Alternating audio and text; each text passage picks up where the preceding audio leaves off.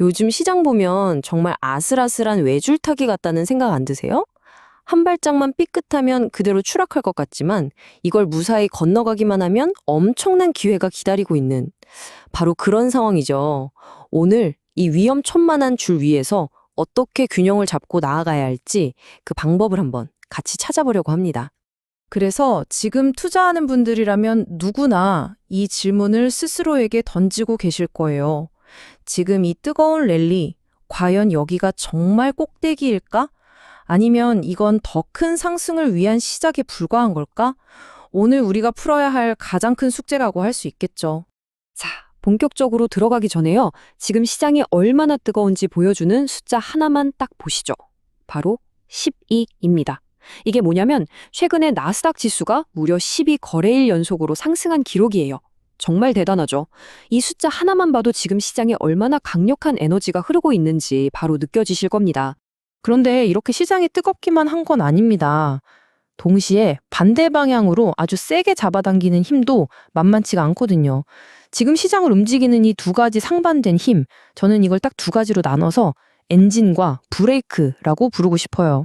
지금 보시는 이 화면이 현재 시장 상황을 가장 잘 보여주는 줄다리기 그림이라고 할 수 있겠네요. 자, 한쪽에서는요, AI랑 반도체 붐 덕분에 기업들이 어마어마한 실적을 내면서 시장을 앞으로 힘껏 끌어당기고 있습니다. 이게 바로 엔진이고요. 근데 반대편에서는 좀처럼 잡히지 않는 인플레이션이랑 높은 금리 같은 거시경제 불안감이 브레이크를 아주 꽉 밟고 있는 형국이죠. 이 팽팽한 힘겨루기. 이게 바로 지금 우리가 마주한 시장의 진짜 모습입니다. 자, 그럼 이 아슬아슬한 줄 위에서 일단 아래부터 한번 내려다 볼까요? 만약 떨어진다면 그 위험은 대체 뭘까요? 전문가들이 말하는 소위 탐욕 구간에는 어떤 리스크가 도사리고 있는지 살펴보겠습니다. 보고서가 쿡 집어서 얘기하는 경고등이 크게 세 가지가 있어요. 첫째, 기술적으로 너무 과열됐다는 신호가 계속 나오고 있습니다. 쉬지 않고 너무 오래 달려서 단기적으로 고점이라는 부담이 커졌다는 뜻이죠. 둘째, 기대치가 비현실적으로 높아졌어요. AI에 대한 엄청난 기대감이 이미 주가에 다 반영됐고 어쩌면 그 이상일 수도 있다는 분석입니다. 그리고 마지막으로 인플레이션이 다시 스멀스멀 고개를 들고 있다는 점이에요. 특히 배럴당 $90를 넘어선 국제 유가는 금리 인하라는 시장의 가장 큰 희망을 한순간에 꺾어버릴 수 있는 무서운 복병입니다. 그래서 요즘 이런 말이 나오는 겁니다. 좋은 것만으로는 부족하다. 여러분 이런 경험 혹시 없으세요? 실적 발표는 정말 잘 나왔는데 주가는 오히려 떨어지는 거예요. 이게 바로 시장의 기대치가 너무 높아져서 어지간한 어닝 서프라이즈가 아니고서는 오히려 실망 매물이 쏟아지는 이른바 재료 소멸의 함정에 빠지기 쉽다는 걸 의미합니다. 하지만 계속 발밑만 보고 있으면 앞으로 나아갈 수가 없잖아요. 외줄타기의 진짜 묘미는 이 위험을 알면서도 시선은 저 멀리 건너편을 향하는 데 있는 거니까요. 자, 이제 고개를 들고 이 위험 너머에 숨겨진 기회는 또 뭐가 있을지 한번 찾아보겠습니다. 그 기회를 찾는 아주 재밌는 전략으로 한국 시장에서만 쓰는 독특한 용어죠. 빈집털이가 제시됩니다. 이름부터가 재밌죠? 진짜 말 그대로예요. 모든 사람들 관심이 한쪽으로 확 쏠려 있을 때 그 텅 빈 집, 그러니까 아무도 쳐다보지 않지만 사실은 알짜배기인 그런 소외주를 먼저 찾아 선점하는 투자 전략입니다. 남들이 못 보는 가치를 먼저 발견하는 거죠. 그럼 우리가 털어야 할 빈집은 대체 어디에 있을까요? 분석가들은 크게 세 군데를 가리키고 있습니다. 첫째는 돈의 흐름이 옮겨가는 길목을 지켜보는 겁니다. 빅테크에 몰렸던 자금이 슬슬 빠져나와서 조선이나 화장품, 2차 전지 같은 새로운 곳으로 이동하는 섹터 순환매가 이미 시작됐다는 거고요. 둘째, AI 혁명의 다음 단계를 봐야 합니다. 이제 칩만 보는 게 아니에요. 그 칩을 돌리려면 어마어마한 전기가 필요하잖아요. 바로 그 전기를 공급하는 변압기나 원자력, 또 첨단 테스트 장비 같은 AI 인프라 2.0 시대가 열리고 있다는 겁니다. 그리고 마지막은 저 멀리 우주입니다. 고디스 스페이스X의 상장은 그냥 기업 하나가 상장하는 걸 넘어서 우주산업 전체에 대한 투자 열기에 다시 불을 지피는 우주 르네상스의 신호탄이 될 수 있습니다. 자, 이제 위험도 확인했고 기회도 찾아봤습니다.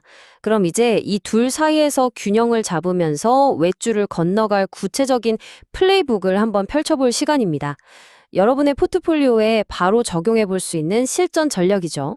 여기서 또 하나의 정말 지혜로운 우리만의 투자 전략이 나옵니다. 바로 까치밥 전략인데요. 혹시 아시나요? 가을에 감나무에서 감을 다 따지 않고 몇 개 남겨두는 거요. 겨울에 까치들 먹으라고. 거기서 나온 말입니다. 수익이 많이 난 주식을 한 번에 다 팔지 않고 일부는 이익을 실현해서 챙겨두고 나머지는 더 오를 가능성을 보고 남겨두는 거죠. 리스크도 관리하고 추가 수익도 노리는 아주 현명한 방법입니다. 결국 핵심 전략은 아주 간단합니다. 방금 말씀드린 이 두 가지를 연결하는 거예요. 딱 2단계입니다. 1단계. 일단 까치밥 전략으로 이미 많이 오른 주식에서 수익을 좀 챙겨서 현금을 확보하고요. 그리고 2단계. 바로 그 돈으로 새로운 기회, 즉 빈집털이를 나서는 겁니다. 이익은 지키면서 새로운 성장 동력을 계속 찾아 나서는 아주 영리한 자금의 선순환 구조를 만드는 거죠. 이 표를 보시면 그림이 더 명확해져요. 예를 들어서 반도체나 AI 쪽은요, 핵심 주도주는 계속 들고 가되 신규 자금은 소재나 장비처럼 다음 주자를 찾는 데 쓰는 겁니다. 그리고 AI 때문에 전기가 많이 필요하니까 변압기나 원자력 같은 전력 관련주들은 주가가 잠시 조정을 받을 때를 매수 기회로 삼는 거고요. 소비재 쪽에서는 화장품처럼 실적이 좋아지는 게 숫자로 딱 확인된 빈집 주식의 비중을 과감하게 늘려나가는 전략이 유효해 보입니다. 자, 그렇다면 이 시장에 대한 최종 진단은 뭘까요? 보고서는 딱 한 문장으로 정리합니다. 시장은 흔들릴지언정 꺾이지는 않았다.